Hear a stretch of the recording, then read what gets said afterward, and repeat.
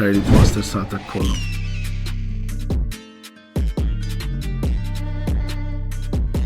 ሴት ማሳደድ፣ የሆነ ውድ መኪና መግዛት፣ የሆነ በሚያጨበጭቡ ሰዎች ዙሪያ መከበብ it's just boring።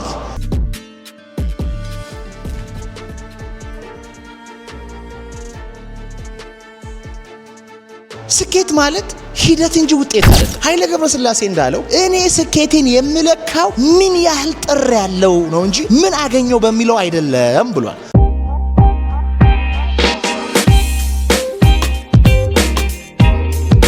ጧት በሚነሱና ጧት በማይነሱ ሰዎች መካከል ያለው ልዩነት ምን እንደሆነ ልገራችሁ። እንደ ስቃይ ያለ ጥሩ ነገር የለም።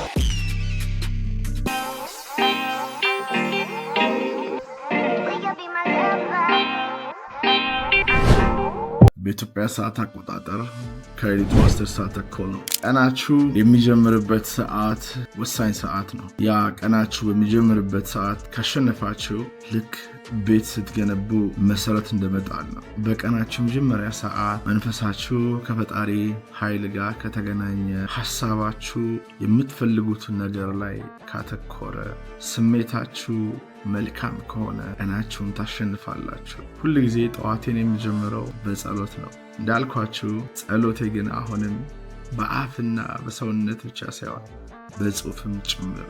ያንን ነገር እናድርግና ቀጣይ አብረን እንውላለን። አብራችን ቆዩ። ጂም ውስጥ ማንም የለም፣ ድለኛ ነን። ዛሬ 11 ሰዓት ነው የገባ ነው። ሌላ ጊዜ 2 3 4 5 ሰዎች ቀድመውን ሊገቡ ይችላሉ። ጠዋት የመነሳት ልምድ የሌላችሁ ሰዎች ካላችሁ ለምን እንደማትነሱ ከራሳችሁ ጋር ተማክራችሁ ታውቃላችሁ? ሰዎች ዓላማ ሲኖራቸው ከራሳቸው በላይ የሚያገለግሉት ነገር ካላቸው ራሳቸው የማይመች ነገር ጭምር በማድረግ ይህንን ነገር ያሳኩታልና፣ ይህን ማድረግ የምትችሉት እናንተ ለራሳችሁ ማድረግ የምትፈልጉት ትልቅ ነገር ካለና ያ ነገር ውስጣችሁ ሲገባና ሲሞላ፣ አለበለዚያ ብትነሱም ባትነሱም ለእናንተ ምንም እንደሆነ እኮ ነው የእናንተ አእምሮ የሚያውቀው። ሁል ጊዜ ስኑዝ በተኑን እየነካው አላርማችሁን እያስተላለፈው ከቀን ቀን ከሳምንት ሳምንት ከወር ወር ከዓመት ዓመት ከላይፍ ታይም እየተሰቃያችሁ ትቀጥላላችሁ ማለት ነው። የምናቆመው ብዙ ጊዜ ስሜታችንን ስለምናምን ነውና ዓላማችንን ለማሳካት ስንጀምር ስሜታችን ረብሽ ይላል። ስሜታችን የምናቀውን ነገር ስናደርግ ደስ ይለዋል። የማናቀውን ነገር ስናደርግ ቢጎዳንም እንኳን ይረበሻል። ለዛ ነው የሚያውቁት ሰይጣን ከማያውቁት መልአክ ይሻላል ብሎ ሀበሻ የተረተው። ግን አይሻልም። ሁላችንም ሰነፎች ነን፣ እንዳትረሱሽ። ሁላችንም ሰነፎች ነን። ትንሽዬ ማወቅና ትንሽዬ መነቃቃት ነው በህይወታችን ውስጥ እጅግ በጣም ትልቅ የሆነ ለውጥ የሚያመጣውና ለራሳችሁ ስትሉ ጠዋት መነሳትን የሚረዳችሁን ዓላማ ያዙ ለማለት ነው።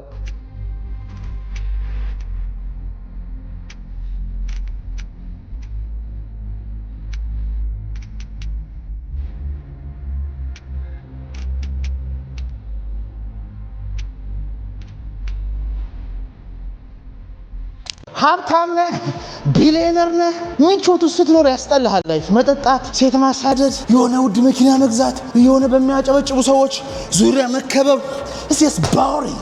ገና ጀማሪ ቲክቶከሮች አላችሁ። ገና ስኬታማ ሆናችሁ ሳትጨርሱ በቃ መኪና ገዛችሁ አለቀ። የሆነ አፓርትመንት ተከራያችሁ በብድር ምናምን ገዛችሁ አለቀ።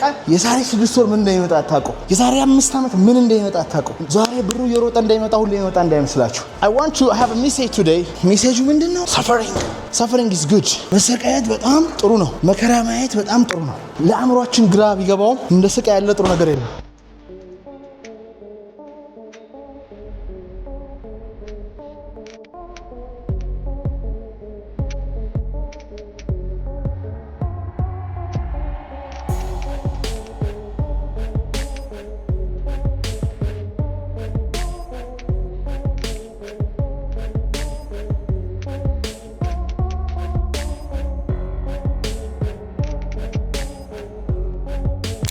ስሜታችሁ ትናንት ያደረጋችሁትን ነገር እንድታደርጉ ነው የሚፈልገው። ዓላማ ደግሞ አዲስ ነገር ነው፣ ታይቶ ማይታወቅ ነገር ነው።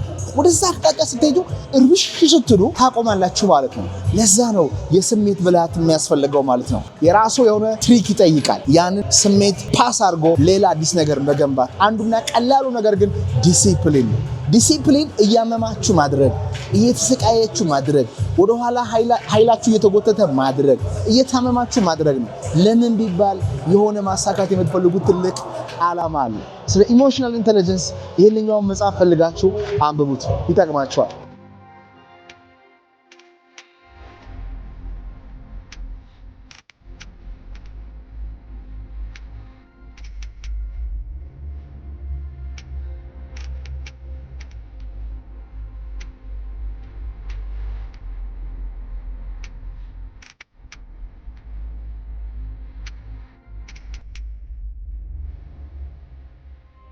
ጂምና ህይወት አንድ የሚያደርጋቸው ብዙ ነገር አለ። እንደምታዩት ገንዘብ ከፍለን ነው እየተሰቃየን ያለነው። ብር ከፍለን፣ ያው ውድ ብር ከፍለን ነው የምንሰቃየው። ለምን ቢባል ጤና የሚባል ስኬት አለ፣ ጥሩ ኢነርጂ ማግኘት አለ። ስራም ልክ እንደዚህ ነው፣ ስቃይ ነው። ትዳር መጀመር፣ ልጆች ማሳደግ ስቃይ ነው። የሆነ ቦታ ተቀጥሮ ጥሩ ደሞዝ ማግኘት በስቃይ የሚገኝ ነው። አሁን ሳትሰሩ እንቅልፋችሁን ተኝታችሁ ምግብ እየበላችሁ ሶሻል ሚዲያ ላይ ስክሮል እያደረጋችሁ ከስቃይ አላመለጣችሁም። እንዲሁም የባሰ ስቃይ ውስጥ ነው ያለው። ጊዜያዊ ምቾት አለ፣ አእምሯችሁ ግን በራሳችሁ ያፍራል። ስለ ራሳችሁ ቦታ የላችሁ፣ ነጋችሁን አታውቁም፣ እርግጠኞች አይደላችሁም። ከዚህ የተነሳ ስቃይ ውስጥ ናቸው። እኛም ደግሞ ምንሰራ ሰዎች ካለን፣ ቢዝነስ ያላቸው ሰዎች ካሉ፣ ኮንቴንት ክሬት የሚያደርጉ ሰዎች ካሉ፣ የሚሰብኩ ሰዎች ካሉ፣ በዓላማ የሚኖሩ ሰዎችም ይሰቃያሉ። ይሄንኛው ስቃይ ግን ትርጉም ያለው ስቃይ፣ ለመስጠት ለማገልገል፣ የሰው ችግር ለመቅረፍ ያለ ስቃይ ነው። እዛ ስቃይ ውስጥ ሰላም አለ፣ ስኬት አለ፣ እርካታ አለ፣ ትርጉም አለ፣ ህይወትን መቆጣጠር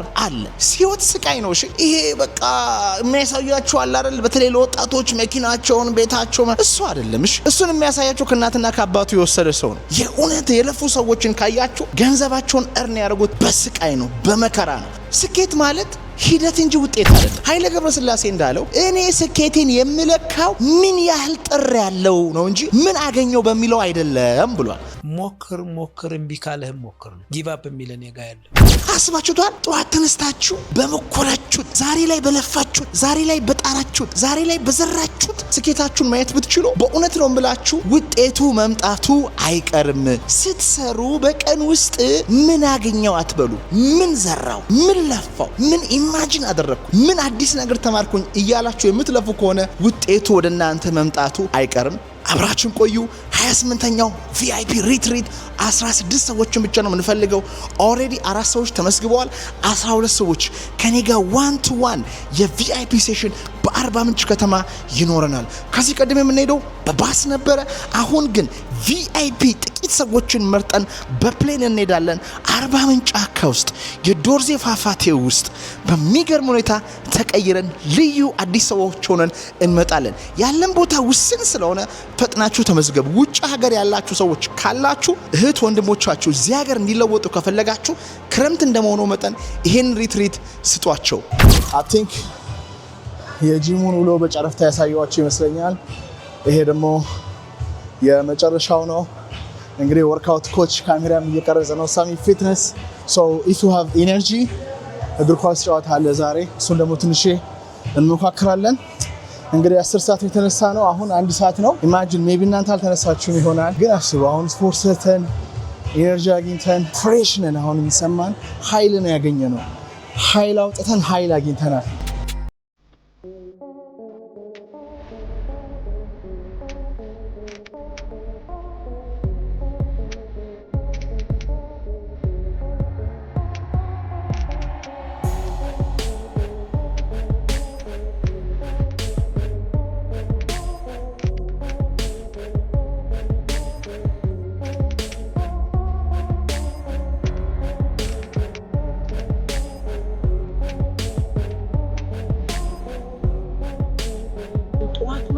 የብዙዎቻችን ችግር ነው። እውነት ለማውራት ይህ ራሱ የሆነ ጊዜ በኋላ ጠዋት መነሳት በጣም ከብዶ ነበር። ለምን እንደሆነ አሁን ገብቶኛል። አንዳንድ ጊዜ ሰዎች ይቀሩባቸውና ያቺ የተለመደችው መተት ምናምን ነገር ካሰሯችሁ ከዓላማችሁ ትወጣላችሁ። ጠዋት መነሳት ያስጠላችኋል። መንፈሳችሁ ሊረበሽ ይችላል። ሲሪየስ ኖት ነው የምነግራችሁ። ራሳችሁን ጠይቁ። ለምንድነው ስነት? ለምንድነው ጠዋት መነሳት ይከብዳል? ለምንድነው ኃይል ያጣሁት ብላችሁ ስትጠይቁ ውስጣችሁ ውስጥ ሰነፍ እንድትሆኑ ያደረጋችሁ ኃይል ስላለን ይሄ ኃይል በራሳችሁ አለማወቅ ሊገባ ይችላል። ከልጅነታችሁ ተምራችሁ የወሰዳችሁ ሊሆን ይችላል። ከሆነ ጊዜ ዋጋ ከፍቅረኛችሁ ጋር ስትጣሉ ወይም እናትና አባቶቻችሁ ጋራችሁ ሲፈርስ የገባ ሊሆን ይችላል። ይሄ ኃይል ደግሞ ሀገራችን ላይ እንደሚታወቀው በመተት ተገርግዶባችሁ ሊሆን ይችላል እና ይህን ኃይል ሆን ብላችሁ ማጥፋት አለባችሁ። መተት ማለት የእናንተ አእምሮ ውስጥ የሚጫን የመጥፎ ሀሳብ ወይም የሚጨመሩ መናፍስቶች ናቸው። ያንን ማሸነፍ ትችላላችሁ። ለዚህ ደግሞ የሚያስፈልጋችሁ የመጀመሪያው ነገር ጸሎትና እምነት ነው። መንፈሳዊ አባታችሁ አምላካችሁ ጋር በጸሎት ኃይል ተገናኝታችሁ የእሱን መገኘት በጠዋት ፊል አድርጋችሁ ቀኑን ስለሰጣችሁ አመስግናችሁ ተመስገን፣ እርዳኝ፣ ከማላያቸው ጠላቶቼ እርዳኝ፣ አግዘኝ፣ ኃይል፣ ውበት፣ ብርታት ስጠኝ ብላችሁ ቀናችሁን የምትጀምሩ ከሆነ ከፈጣሪ ጋር ስለ እውነት ታሸንፋላችሁ። አሁን 3:48 ነው። ሮብ ነው ያው እንደዚህ የምንቆየው እግር ኳስ ስለነበረ ነው። we had a great time። አሁን ወደ ትክክለኛው ስራ ነው የምንሄደው ማለት ነው። I'm feeling fresh, energetic። ኮኔክት አድርገናል። ኳስ የተጫወትናቸው ሰዎች የሚገርም ኢነርጂ ያላቸው ትልቅ ቢዝነስ የሚሰሩ ሰዎች ናቸውና አሁን እየወጣን ነው። መልካም ጊዜ